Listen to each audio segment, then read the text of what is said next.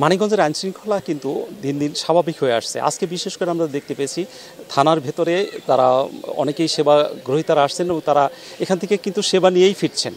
বিভিন্ন জিডি এবং তাদের অভিযোগগুলো দিচ্ছেন এবং অভিযোগের প্রেক্ষিতেই পুলিশও কিন্তু তাদেরকে আশ্বস্ত করছেন সেবা দেওয়ার জন্য। এবং সেই সাথে আমরা বাইরেও দেখতে পেয়েছি ইউনিফর্ম পরেই কিন্তু তারা নিরাপত্তার দায়িত্ব পালন করে যাচ্ছেন। ইতিপূর্বে বেশ কিছুদিন আমরা কিন্তু এই অবস্থাটি দেখতে পাইনি এবং অনেক পুলিশ সদস্যই কিন্তু এখানে থানায় আজকে উপস্থিত হয়েছেন এবং তাদের স্বাভাবিক যে কাজকর্ম তারা সেটাই করার পথেই আগাচ্ছেন।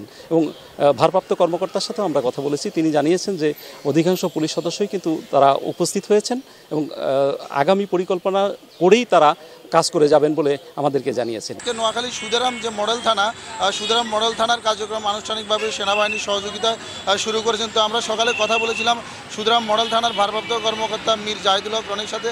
তিনি আমাদেরকে যেটা জানিয়েছেন যে আসলে বেশ কয়েকদিন বন্ধ থাকার পরই আজকে তারা পূর্ণাঙ্গভাবে তাদের যে থানা কার্যক্রম সেটি শুরু করেছেন। একই সাথে সেনাবাহিনীর সহযোগিতায় তাদের যে মোবাইল টিমগুলো রয়েছে সেগুলো শহরের গুরুত্বপূর্ণ স্থানে টহল দেবেন এবং আইনশৃঙ্খলা যে বাহিনীর সদস্যদের সাথে সমন্বিতভাবে তারা কাজ করে যাবেন। তো নোয়াখালীতে সব কিছু মিলে আসলে পরিস্থিতি অনেকটাই স্বাভাবিক রয়েছে।